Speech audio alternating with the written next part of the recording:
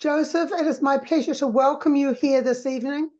I have been looking forward to hearing you speak from when we found out about you last year and we weren't able to fit everybody in to our mid-year personal development. So I'm really thrilled to know that you're here tonight. I'm looking forward to what you're going to tell us. I don't want to say too much because I think it's your story and your life journey that we're so looking forward to seeing. So welcome. There's a number of us are from all over the country listening. Some are coming back to your video tomorrow or the next day, but we're looking forward to hearing from you tonight. So welcome, Joseph. Thank you very much. Thank you. Kia ora koutou, everyone. Thank you, Speech New Zealand, for giving me the opportunity to present. My plan is to tell my story as it is and speak to my own challenges with communication, how I mitigate those challenges, and then to take questions if you have them. So firstly, I am not a teacher and I am not an academic. I am a person who acquired speech and drama skills and training as an adolescent, and I've successfully adapted and applied those skills to mitigate the challenges of a progressive disability, to keep speaking up. In 2008, I was starting my final year of high school. I was an affable but lazy student. I had given up on maths and science. I had dreamed through geography, paid attention in history, was good at English, and avoided PE like the plague. The subject I excelled at, and in fact had no rivals in, was drama. Outside school, I went through all the grades of the New Zealand Speech Board, eventually right up to half of the associate teaching level. In 2007, I was part of the Basement Theatre Company run by Centrepoint Theatre in Palmerston North. 2 students in year 12 or 13 from every school in the area do workshops taught by professional actors and attend every production for the season. They then produce a play at the end of the year. The 2 weeks of rehearsals for our production was the best time of my life. I was excelling with exceptional people. By 2008, I was thinking about what I would do next, the dreams I wanted to pursue: theatre, filmmaking, writing, maybe dabbling in politics. Doors were opening. Obama was shooting to stardom. We were all getting connected via Facebook. Things felt progressive and new and bright. However, something was noticeably wrong with me, my older brother and my younger sister. We were having trouble keeping our balance. It started small. We'd never had good hand-eye coordination, couldn't carry a cup of tea across the room, and it seemed to be a form of dyspraxia. We assumed it would get better eventually. It didn't. It got worse.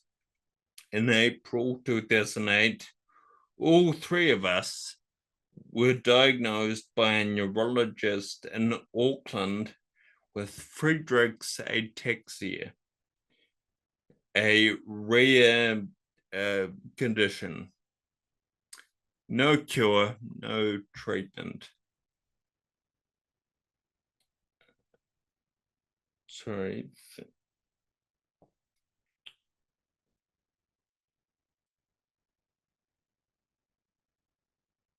Oh, yes.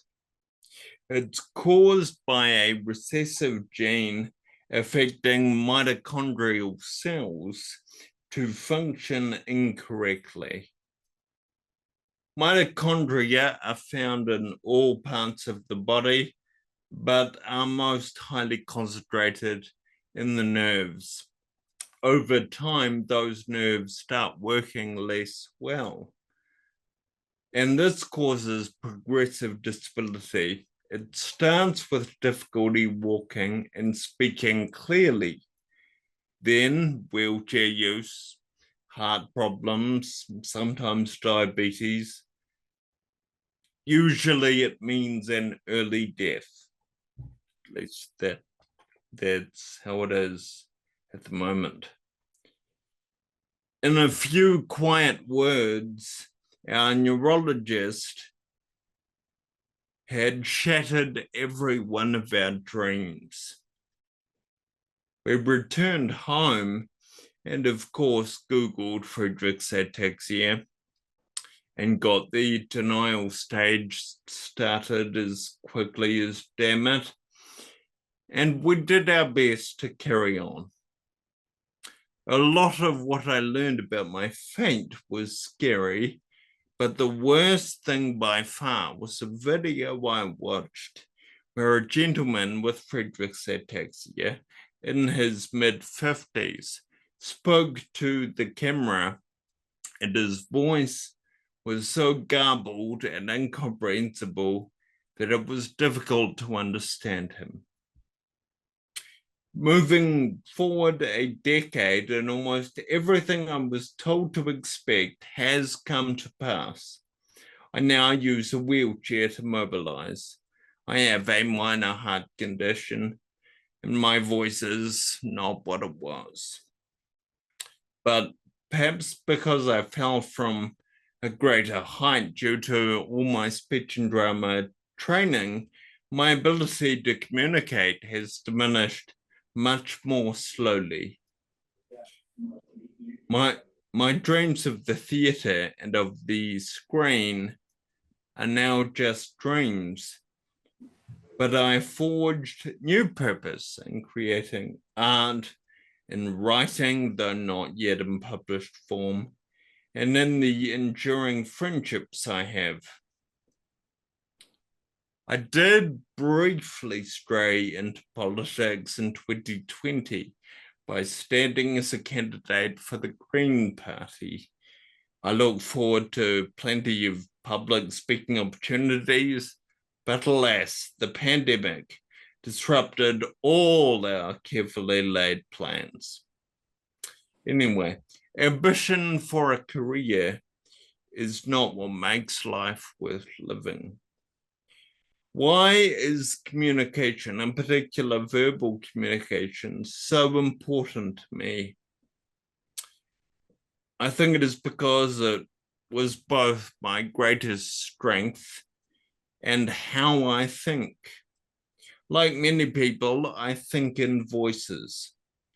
Thought and speech are very much tied together.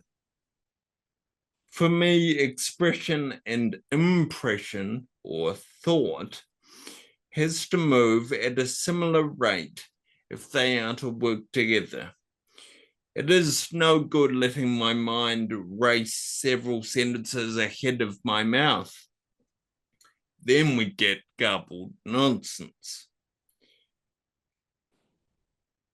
As I have more functional difficulty now, I have to consciously drive my speech. I don't have time to prepare the next sentence in advance. This is where the formal training I had years ago really shows itself well.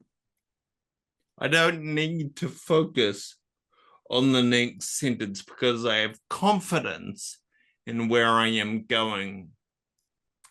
Sure, it would be difficult to give an impromptu speech like I once learned to do, but I have the skills to speak fluently enough to trust that what I say next will make sense. As you can tell, my rate of speech is slow. That is partially due to nerves not compelling my vocal muscles to work efficiently, but it is also something I've adapted to. I use shorter sentences, avoid problematic words, and take care to pronounce words. I sacrifice speed to avoid slurring. On the one hand, to be clearly understood, on the other hand, for my own pleasure. I like speaking well. Drama and public speaking were my biggest strengths at school and my greatest source of pride. I still enjoy rhetoric, and with adaptation, I can still do it reasonably well. While I am consciously driving my voice, I am doing the same for hearing. My auditory nerves are misfiring and inconsistently carrying information from my ears to my brain. I struggle to hear anything but a mass of sounds in situations with a lot of background noise. This has led to a reluctance to participate in social situations, which means fewer opportunities to communicate, and then loss of ability due to disuse, a vicious cycle. But last year, I was fitted with hearing aids, which do not fix the problem, but they do help. They help in another way too, by improving the feedback from my own voice. Hearing your voice is just as important as hearing other people. Children with hearing problems will develop speaking problems. When we speak, we are constantly monitoring our voice and making adjustments, changing the pace, the pitch, the volume, all to get our point across as clearly as possible. I noticed that when I got hearing aids, I could better do this. I noticed that when I was reading Roald Dahl's The Enormous Crocodile to my nephew, I read it faster and with greater fluency than I would have done if I wasn't wearing hearing aids. How much of a difference could hearing aids have made if I had got them 10 years ago? I had to wait until my audiologist could prove a functional hearing loss before we were eligible for funding. Going back to speaking, as my sentences have got shorter, I've tried to be wittier. Also, one mustn't forget that age often brings wisdom and learning. As Cicero once said, the accomplished and complete orator, I shall call him who can speak on all subjects with variety and copiousness. I wouldn't say I'm quite there yet, but I know what I'm pursuing. Filling language with knowledge in place of technical skill. That is a fair exchange. In speech and drama training and training in general for the young, the objective is often narrow improvement to increase skill and ability over time. To compete and the person with the most skill wins the cup. Ultimately, I had to let go of that or be crushed by my own inabilities. I've exchanged it for something better. Communication for its own sake. As Benedict says in Much Ado About Nothing, doth not the appetite alter? A man loves the meat in his youth that he cannot endure in his age. What this means for me is that after the fire of frustration caused by failure, I know how to rebuild. The training gave me the tools. I have to read aloud. Breathe from... Hello? Breathe from the diaphragm. Do some tongue twisters. Practice the words I struggle with. Get good rest, wear my hearing aids, listen to eloquent people, and talk. When things get really tough, I can go to Yeats for a bit of catharsis. Turning and turning in the widening gyre, the falcon cannot hear the falconer, things fall apart, the center cannot hold. Anarchy is loosed upon the world, the blood-dimmed tide is loosed, and everywhere the ceremony of innocence is drowned. The best lack all conviction, while the worst are full of passionate intensity. Spicy stuff, particularly now. If I hadn't done speech and drama, I wouldn't love poetry. I wouldn't have the same love for Shakespeare. Friedrich's ataxia may have taken my talent, my ability to compete, but without speech and drama, I would be so much poorer. Communication is worth it for its own sake. And I know I'll never be Cicero or Stephen Fry, but I still love language and find satisfaction in the process. And English has a marvelous built-in redundancy. If I trip over a word, I can exchange it for any of a dozen other words which mean the same thing. Unfortunately, I must prepare for the possibility that all my training, all my adaptation will ultimately not prevent my speech from one day becoming unintelligible. I think the rate of decline is slow enough to make it unlikely that I will have to live with totally incomprehensible speech, but it is reasonable to be prepared. Fortunately, the times in which we live have furnished a solution. In 2022, I was watching the Disney Star Wars Kenobi series, which features Darth Vader sounding very much like he did in 1977. He has James Earl Jones' wonderful voice, but James Earl Jones is now in his 90s, and his voice has changed.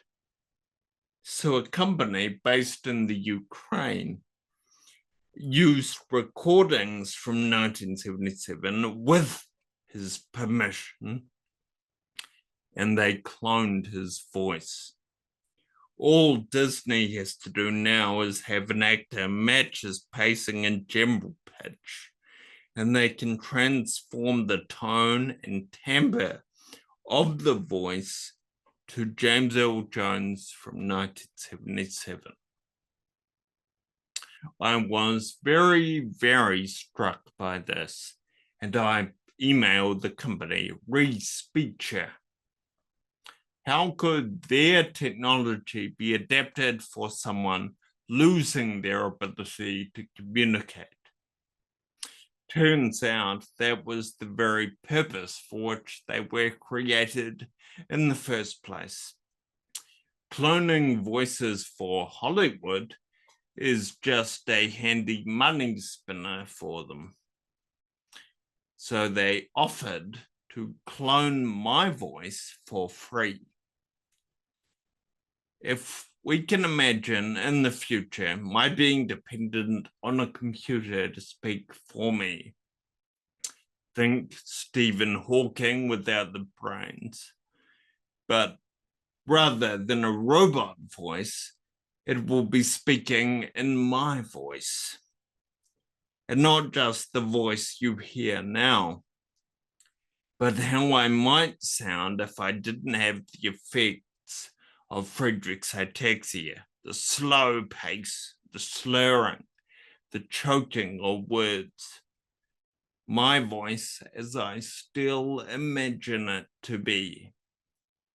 The technology is not quite there yet, in terms of using my cloned voice in real time, but with developments in AI, it is very much on the horizon.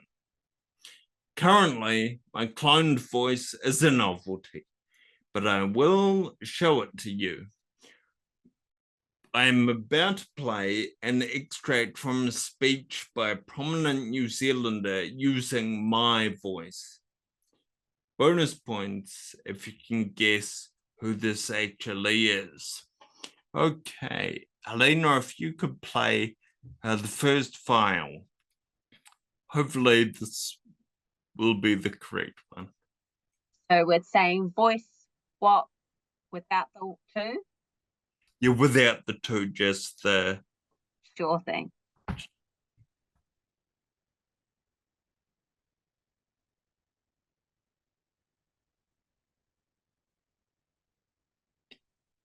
Can you all see that? Yes, oh, damn it. So it's going to give it away because you're going to see the video, but it's still fun. It's still fun to see it. So you'll guess it immediately because you'll see it. I wonder if I can avoid, I'll see if I can avoid showing it. I'm going to take it away and I'll see if this comes through.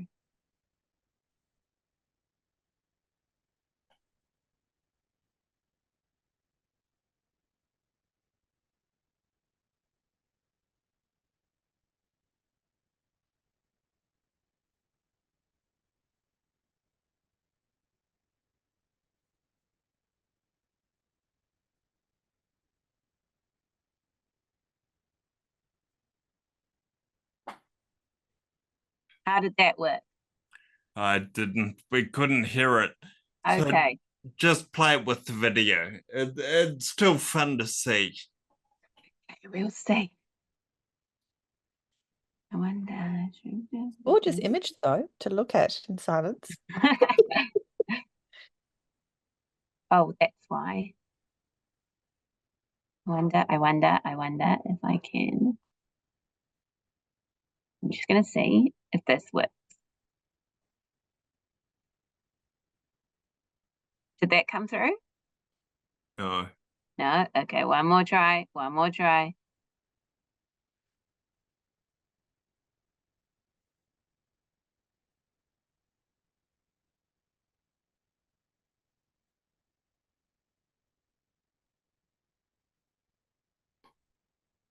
I think if you just play the video.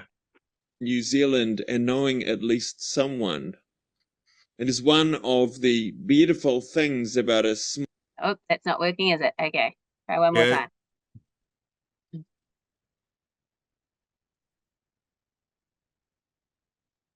That was working. Oh, it was.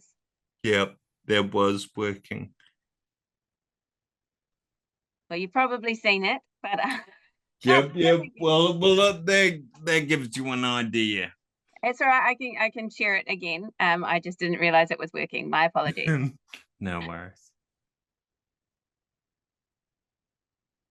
I'm used to walking into a room in New Zealand and knowing at least someone. It is one of the beautiful things about a small country like my own. And while this moment feels incredibly daunting to me right now, I do take comfort knowing there are around 30 New Zealanders studying here. And then the second video is just the same clip, unaltered. You don't have to play that one. I think we get the idea.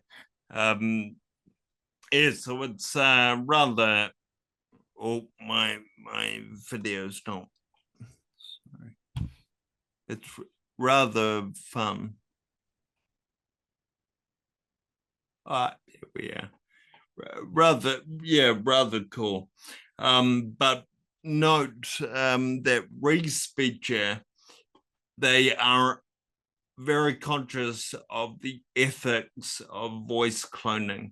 So they will only do it with permission, and only I have access to my cloned voice. So it can't be used by anyone except me. Right. Well, in conclusion, I want to emphasize the usefulness of speech and drama training for young people, regardless of their talent or whether their speech could improve, get worse, or neither. At best, we can fill the country with orators. But short of that, we can inculcate a love of language which will benefit people for their whole lives. I don't know what opportunities I will have for public speaking in the future, but public or private, with my natural voice or my cloned one, I will keep speaking up. Thank you very much. And so if you have questions, you may dare to ask them now.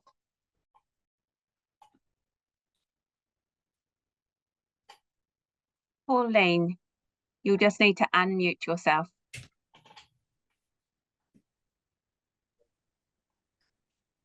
Thank you, Joseph. I was fascinated by that. I haven't heard of that condition before, so it was fascinating to hear about it. And I really admire the strides and the strength that you have and the progress that you've made.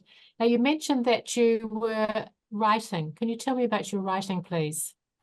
Yes, yeah. So, I mean, back when I was at university, I kept a blog and wrote a lot of sort of various criticisms of literary and political, movie reviews, all that sort of thing. At the time, I was thinking about going into journalism, so it was really around that. But also I was young and passionate, and the young and the passionate do tend to put their opinions online. I no longer have that blog. I no longer do that. Now my interest is more in creative writing. I have dabbled in writing for children. I wrote and illustrated a children's book for a friend of mine. Nothing's properly published. It's all just been on my own, but it's been fun. So that's where I'm at currently. But otherwise, I'm an avid letter writer. So I have a number of friends who I write to regularly, and because I can't handwrite very well, I have a collection of typewriters, and I typewrite my letters. So yes, I hope that helps. Thank you. Do you use snail mail? Big pardon. Do you use snail mail or do you email? Yes, well, use it or lose it. And if we lose it, it's bloody well not going to be because of me. So I'd like to know, as in some ways your world gets smaller, but in other ways it gets bigger. Do you have a global friendship around the world with people with similar disability to you? Or do you connect with just people worldwide who are interested in some of the things you're interested in? That's a very good question. There are people in New Zealand and more in Australia and even more in America who have Friedreich's ataxia. I don't keep up with them. It's one of those tricky things. As soon as you meet someone else with the same condition, it's very hard to stop this, but your mind just goes there. You measure yourself against them. You think, okay, they're older than you or younger than you, they're better or worse. So that must mean I'm worse than I thought or better than I thought. And that's just never a nice road to go down. So I don't really keep in touch with other people with FA, but I do keep in touch with a lot of other disabled people in general. I'm kind of in a peripheral sense. I'm involved with a lot of disability activism, going to protests and things, and helping out where I can. The other thing is you mentioned the world gets smaller and the world also gets bigger. That's true. That was very much true prior to 2020. I feel like I am still playing catch up after the pandemic. The world got very, very small, and I still am trying to reconnect with people and carve out a place. But yeah, the work is ongoing now. Niall, do you have a question? Can I just ask a question? Can you hear me okay? Yes. I think you're very inspiring. Do you know about Speechwriters Guild? Speechwriters Guild. I think they've got the one in the UK and then it's global. So it might be something, I think your voice should be heard. That's what I think. Oh, thank you. Well, absolutely, I'd love to be. And that's related to the last question. Ever since 2008, I mean, I was 17 when I was diagnosed. And since then, my focus, even more so in the last few years, has been trying to manage my own condition and myself. And so it's been very kind of insular, which is not great, but it also means you don't make connections with people and you don't network, all that sort of thing. And that's what I haven't really done. I've been out of communities. I'd like to get back into them. This is perhaps a way of me trying to. Yeah, but also I suppose the nice thing, the beneficial thing with age, I'm now 33, is I don't know, you start to get a little more patient, and you lose some of that annoyingness. I used to argue with people, and you know, I enjoyed debates. I can't debate with anyone now because as soon as I get emotional, I swallow my words. I can't get my ideas out. I can't hear them properly. So all of that has made me maybe a fraction nicer and more open. Niall, you had a question? Yes, thank you, Joseph, for sharing your story this evening. My question was just around, you mentioned that you mentioned tongue twisters, breathing exercises, and other voice work. Do you do those on a regular basis? And how have they helped you to potentially halt the decline in spoken communication? Yes, so the answer is yes, I do them regularly. I'm not, I would say it, I'm not super organized in that I don't sit down and do 10 minutes of this and then, you know, I do things when I feel like doing them. I often do them in the bathroom in the morning. And it does help. I don't go and seek new tongue twisters or anything or exercises. I fall back on what I learned. So I do a proper copper coffee pot, that sort of thing, and red leather, blue leather. That's a good one.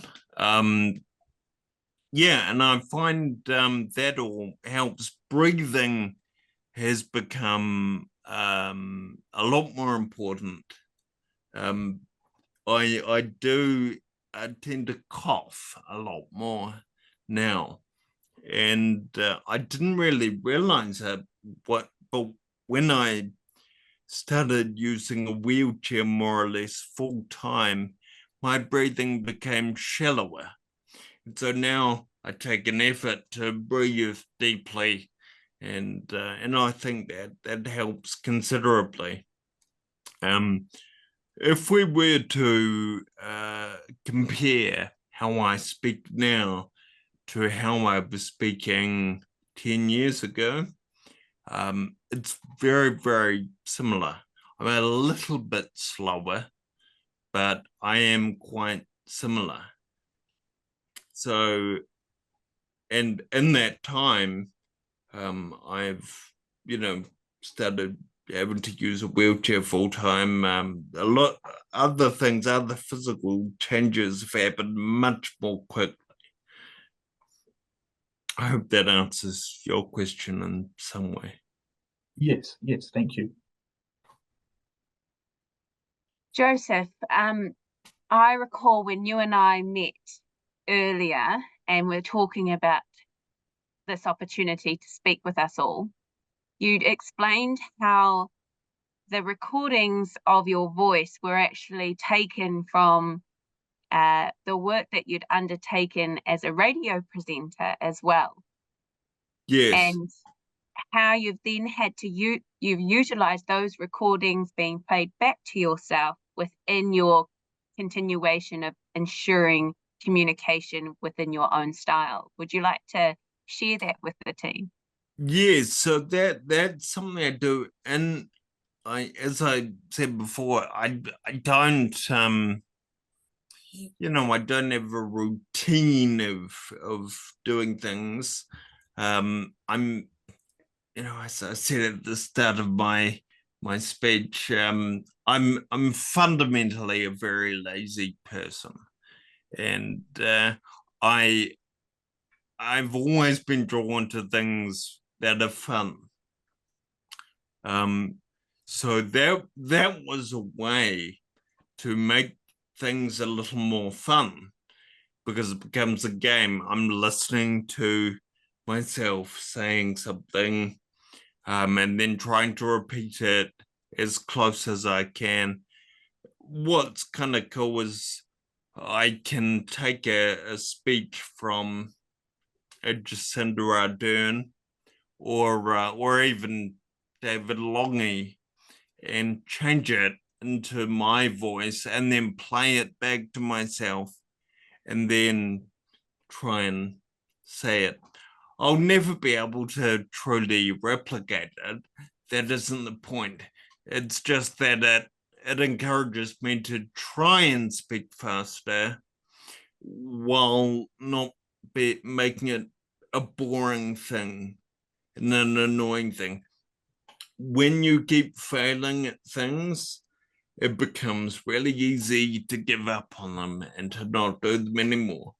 And I can't afford to do that, because if I do that, then my voice will fail. Yeah. But that radio show that I had, that was just on local community access radio, and I hosted a show with a friend of mine on politics. When I was at university, I did a Bachelor of Arts double major in political science and film, and so it was obviously using the political science part of that. That lasted a while, but yeah, I still have all the recordings, and so that's what I gave to Reese Beecher.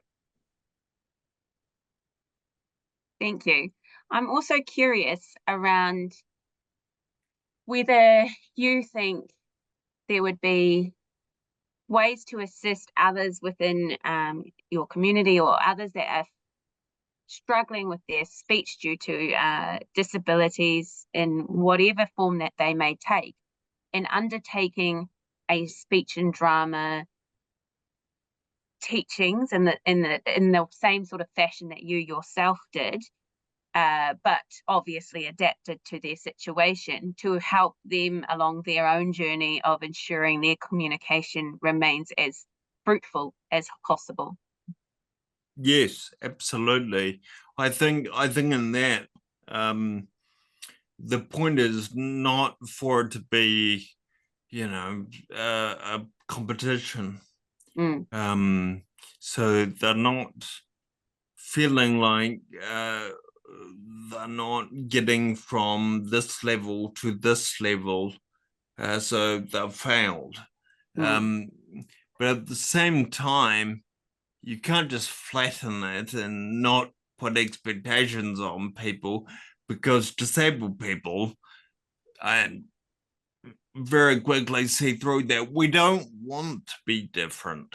We don't want participation medals. Thank you very much. We want to be part of things. So I think the answer there, least as I see it, is to make the objective actual communication for its own sake. When you say certain words, how do they make you feel?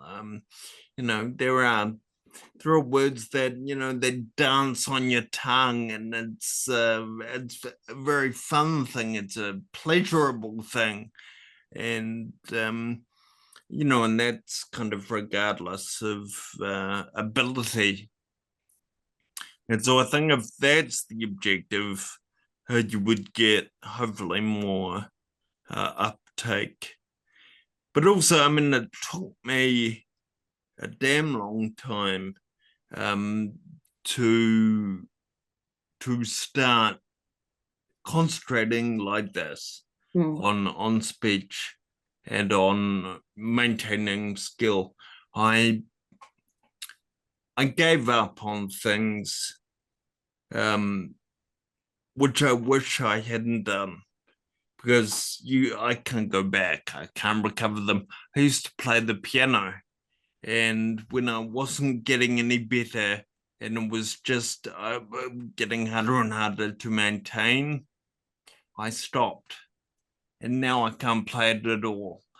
But I think if I had just reset my objectives, I might still be able to have fun on the piano or the guitar or whatever other skills. I'm the one I regret never having done really is singing. I could sing when I was younger, but I didn't. I was always very embarrassed. You know, I never joined choirs or anything, and now I can't hold a tune at all. And not simply, that's not just me saying, oh, I can't hold a tune. I cannot. I don't have vibrato. If I was to sing, which I won't, because that would be horrible, but I cannot make my voice quiver in that wonderful way. I used to be able to, but something happened. It disappeared. Nina, you were going to ask something? I beg your pardon? Nina was going to ask something. Oh, I just wanted to say thank you so much. I found your speech so moving and so inspiring. I think you're extraordinary. Thank you so much for sharing, you know, your life and your journey and your aspiration. I just totally blown away. Thank you. I just wondered if you have help coming in the way of, say, speech therapy or vocalogist. Is that something you would be interested in or you could apply for? Because you're so into it and you're so talented with the way you think about it. It might be something that could, you know, really take you to the next level, if you will. I mean, perhaps people who work creating different voices for, you know, for gender change and things like that. Like, it's an interesting area. Yeah, so I just wondered if you have any support or therapy at the moment. I mean, it would be very interesting. I am open to that sort of thing, and open now in a way in which I wouldn't have been even 3 years ago. Yeah. I am looking at. I'm desperate to try stand-up comedy, and I really want to do it before I turn 34. So I have to do it pretty soon. You had us cracking up. You had us cracking up. Well, thank you. Know, I mean, in a nice way, in a good way. It's something I've always wanted to try, but it's also one of those things that you never know if you'll be good at it unless you try it. You know, and you never know if you can tolerate bombing until you bomb. And so that's part of that. I've also, you know, I have my struggles with confidence, but that is, you know, I also you know, have that almost addiction to being you know, a puddle of nerves behind the curtain and then stepping out and performing. And it's something I always enjoyed, that kind of, it's almost masochistic in a sense to enjoy the terror.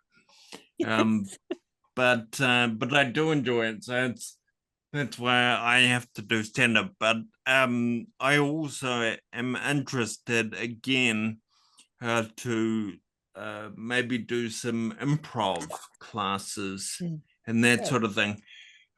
I stepped away from acting in general, and I wish I didn't. I really wish I didn't. I studied theatre in my first year at university, and then I kissed it goodbye because I thought, well, if I can't, you know, stand on stage and depend on, you know, skill, then there is no point. Well, there is a point, and it's taken me a long time to realize that. It's worth it for its own sake. I'm not going to win any Oscars, but you know that's not the point. So yes, well, you were very prepared with what you shared this evening, and you did a fantastic job delivering it. World class. Thank you so much. I really thank you from my heart. I just have to. There was something I learned the other day about voice, which I thought was really fascinating. Is that if you bubble into a straw, if you can try to breathe into a straw and bubble and hum, then it sort of opens, it kind of activates the false vocal cords, which gives your vocal cords a bit of a rest and your voice is clearer. I don't know if you want to try that. I don't know. I found it really effective. So like blowing into a straw into a cup. Yes, yeah. So like when kids bubble milk, so you have a straw in water, and so you blow into it, but you hum at try to hum at the same time very gently, and it activates the outside, the vocal cords, and it's really effective. I don't know if you want to have a try, but I felt it's like, wow, yeah, it was just a